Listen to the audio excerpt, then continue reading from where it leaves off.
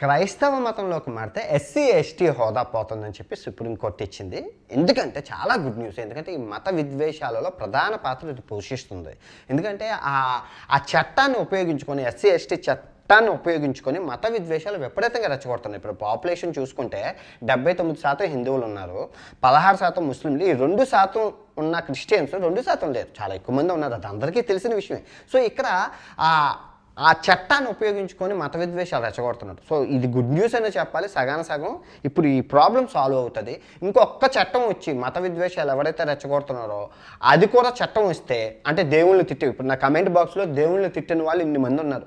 So అలా తిట్టిన వాళ్ళకి శిక్షలు, దేవుళ్ళని ఎవరైతే తిడుతున్నారో శిక్షలు, నేను తిట్టకపోయినా దేవుళ్ళని తిట్టానని ప్రచారం చేసిన వాళ్ళకి శిక్షలు, ఒక 6 నెలలు జైలు శిక్ష వచ్చిందనుకోండి, ఇండియా చైనా లాగా దూసుకొని వెళ్ళిపోతుంది. ఇప్పుడు రాజ్యాంగం ప్రకారం మీకు హక్కు ఇచ్చారండి ప్రతి మానవుడికి, ఆర్టికల్ 25 రైట్ టు రిలీజియన్ ప్రకారం నువ్వు ఏ మతంలోకైనా మారచ్చు, అది స్వేచ్ఛ, నీకు రాజ్యాంగం ఇచ్చిన హక్కు.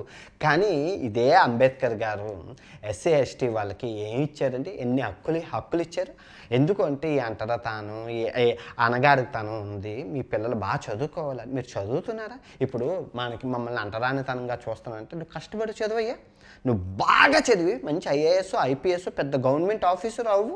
గవర్నమెంట్ ఆఫీసరే కాదు, అసలు మంచి స్థానంలో ఉండు, ఒక సాఫ్ట్వేర్ కంపెనీలో ఎంప్లాయ్ అవ్వు, బాగా చదువుకొని. సెల్యూట్ చేస్తారా? అందరూ ఎవరైతే నేను అసహించుకుంటున్నారో చదువుకొని కోట్ వేసుకొని వెళ్తే సెల్యూట్ సార్ అని అంటారు, నమస్కారం చేస్తారు. అది చదువుకున్న విలువ. దానికోసం అంబేద్కర్ గారు మీకు ఇచ్చారు. కానీ మీరేం చేస్తున్నారు? జై భీమ్ అని అంటున్నారు. అంబేద్కర్ విగ్రహాలు పెట్టి అంబేద్కర్ జయంతి రోజు జై భీమ్ అని దానివల్ల అంబేద్కర్ కళలు కన్నారు, మేము బాగా చదువుకోవాలని. ఎగ్జాంపుల్ నేనే ఏముందని చెప్పి గవర్నమెంట్ స్కూల్లో చదువుకున్నాను, ఉచిత పథకాలతోని ప్రపంచాన్ని వెళ్ళాను, అమెరికాలో జాబ్ కొట్టాను. ఎవరైనా నాకు ఏమైనా ఇచ్చారా, ఎవరైనా పెట్టారా? గవర్నమెంట్. సో మీకు కూడా అదే అవకాశాలు ఉన్నాయి కదా.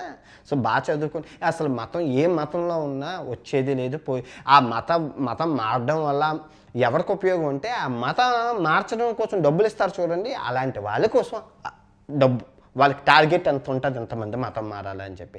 నేను 130 దేశాలలో తిరిగాను. ఎన్నో నాగరికతలు, మయాన్ నాగరికత పోయింది, క్రైస్తవ మతం అయిపోయింది, ఇంకా నాగరికత క్రైస్తవ మతం. సో మతం వాళ్ళు ఎందుకు మారారని పక్కన పెడితే ఎన్నో నాగరికతలు పోయాయి. ఇప్పుడు జనాభా అలాగే మత విద్వేషాలు రెచ్చగొట్టట్లేదు, మీరు చూశారు కదా.